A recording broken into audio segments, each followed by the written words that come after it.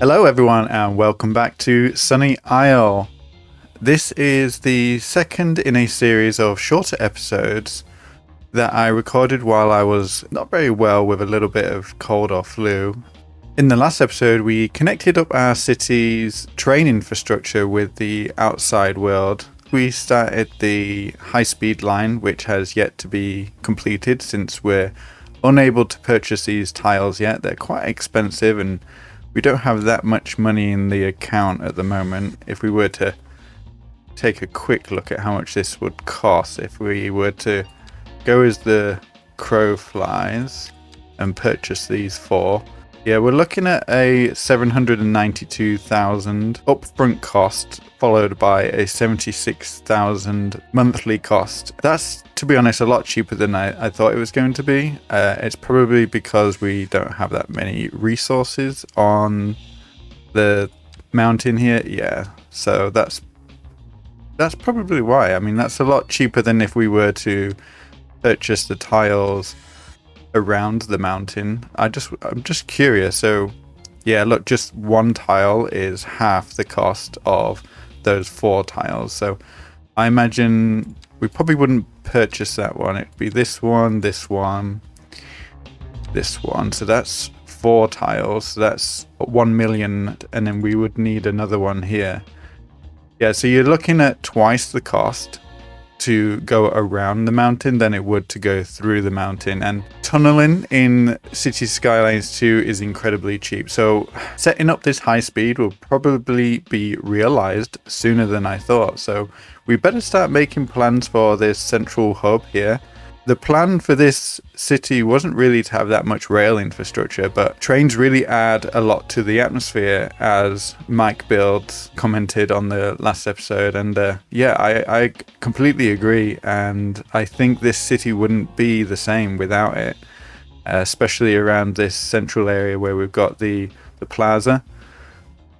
This really makes it a unique and interesting build. And yeah, look at this train coming through. I love this. And it sometimes does get held up at the crossing if there's a tram overlapping, but I'd say the majority of the time it gets priority and we don't get that much of an issue. Now this area is chock-a-block. If you saw in the cinematics at the beginning of the episode, this was really busy and it's even worse now. So this is the taxi stand and people just want to get a taxi somewhere. So I'm not really sure how to work out where they're all going, not without individually clicking on them. But yeah, look, it's causing all these issues. You got clipping of the trams here, and this taxi's going to have to just force its way through. It's a little bit crazy. So we either relocate the taxi stand, or we increase the price of taxis through the city policies. I think we can do that to start with.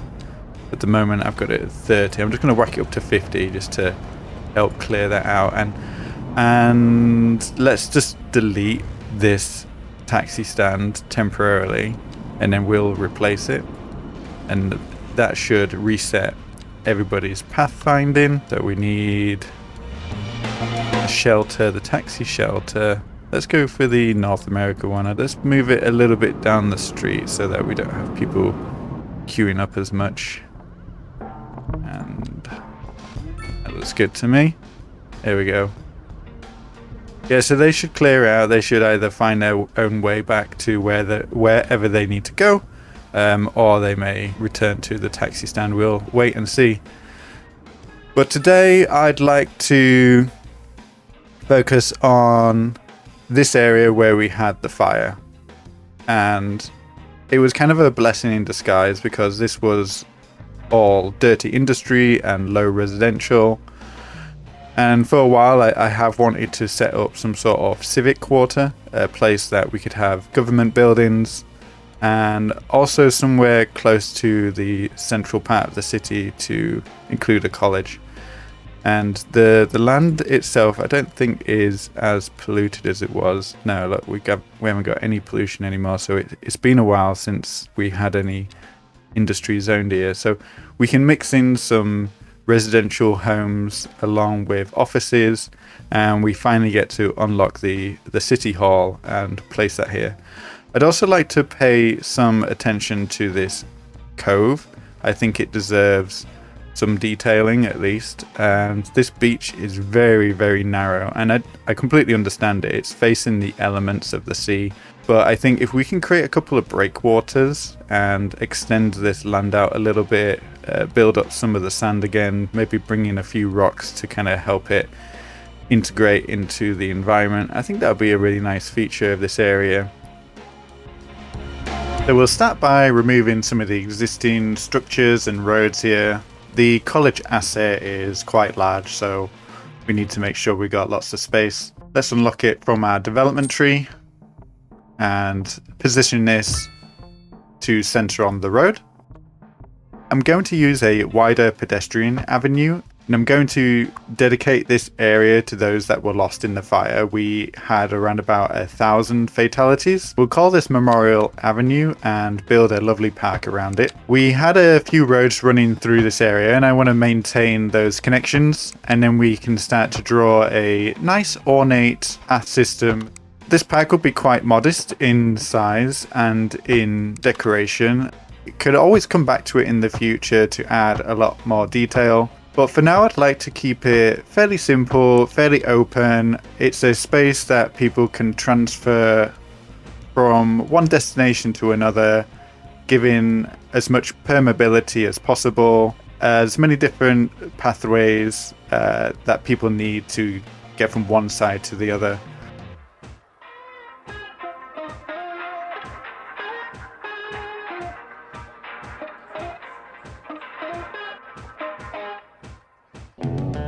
Next up, let's unlock City Hall.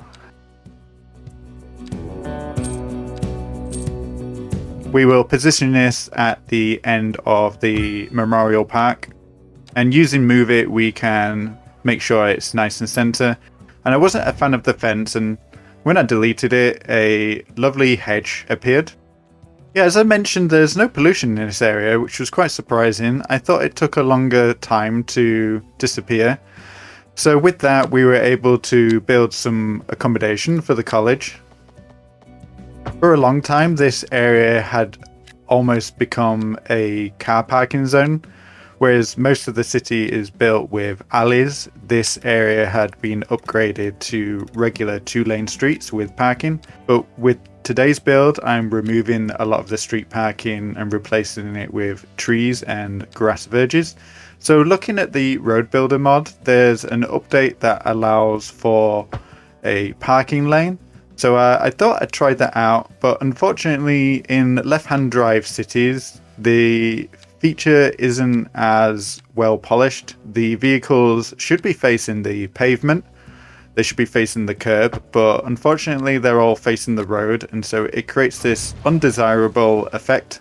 So I'll probably not use these roads for now and just use regular car parks. I thought it would be quite nice for some of these buildings to be similar in style, so I changed the size of the zoning to match each other, and we add a few shops and a few trees just to bring this area together. So this is the third apartment, and we'll have 3 blocks appearing here, which will look quite nice. I'll show you later in the cinematics.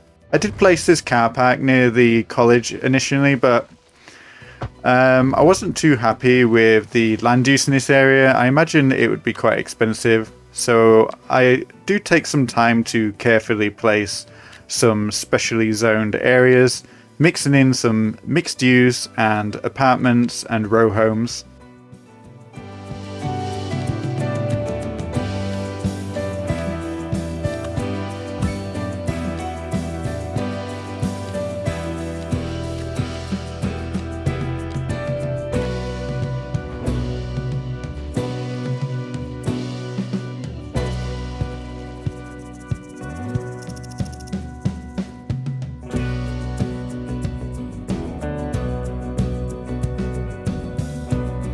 Next up, let's start to work on this beach. So I'm bringing the land out and we'll flatten it down just to give us a nice gradual slope into the sea.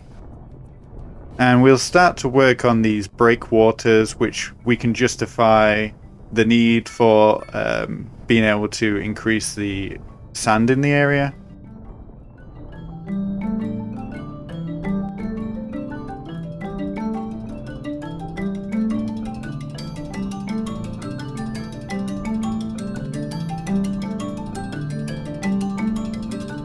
Now, I wanted to use some of the boulders, but I wasn't too keen on placing them down manually, so I thought I'd give the brush a go. I didn't find the brush as precise as I'd like it to, even when using the smallest size. So I used the marquee tool in Move It to trim off the loose edges. This was the first time I've really used most of these tools, to be honest, so it was quite a steep learning curve, and I wasn't too pleased with the results at first. So I come back through and I iterate and I iterate again until I find something a little bit nicer. I just thought this was far too bulky and it didn't fit with the landscape, so we reduce it down, keep it quite modest, quite realistic.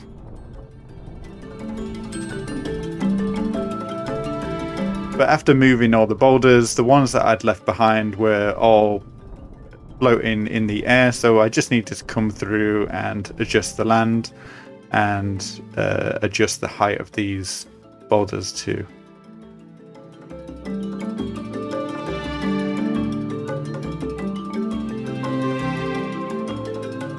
I thought this looked okay. But for the other breakwater, I'll try place these manually and see what result we get with that. And I'll start by reducing the amount of land. This is probably something I should have considered with the first one.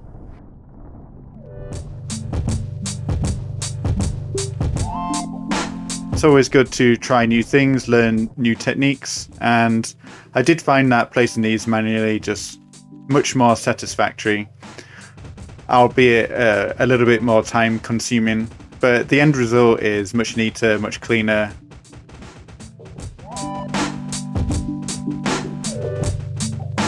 And in that time we also reached milestone 11, which was delightful. Yeah, this breakwater in my opinion did come together a lot better and took a lot less time as well, not having to fiddle with Move It.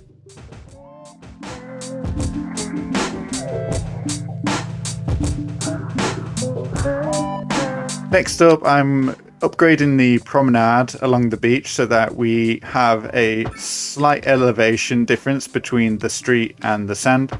I can't imagine how annoying it would be to have sand blowing into the street, so we're creating a nice vertical separation between the two.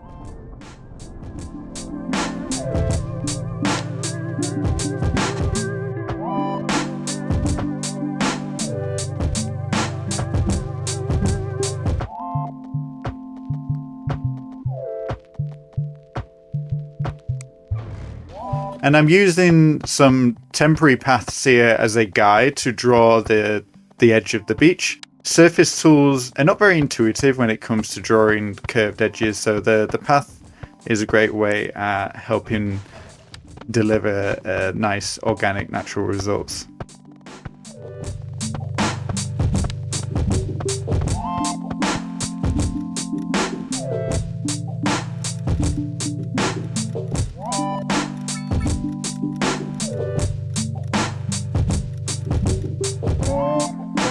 Voila, beach.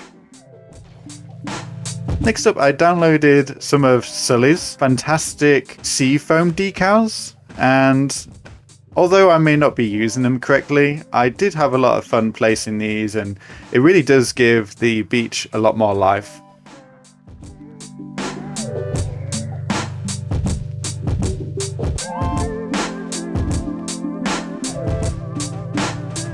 Along with a few random boulders here and there, I think these little details just help bring the whole thing together.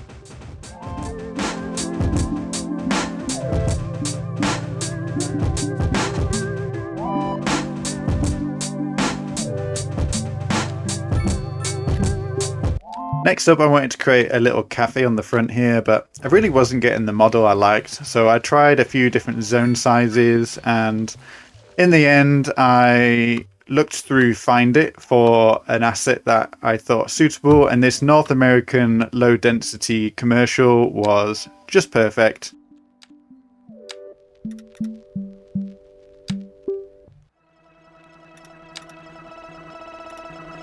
And I wanted to create a little patio at the back for people to sit at and maybe have a drink or a sandwich.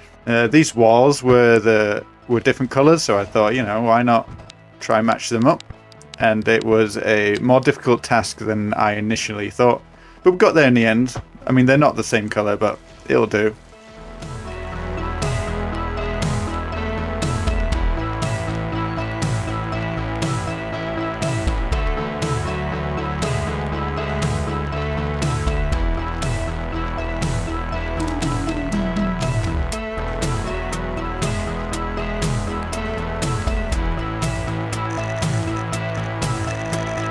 Using the Recolor mod, I was able to choose a color that makes these parasols look nice and bright.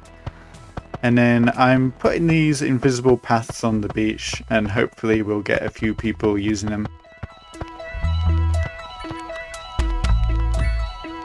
Along with a little bit of parking space to entice people to the area.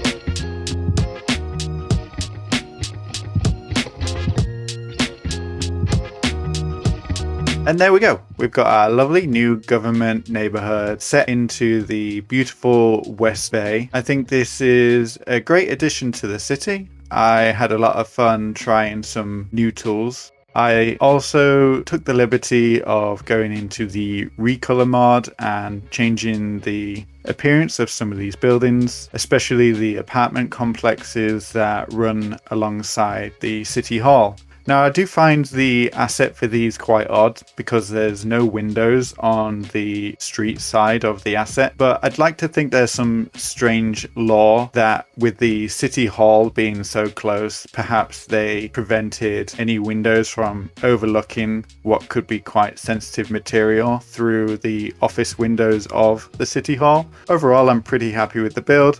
Thank you very much for watching, and we'll see you in the next one. Goodbye.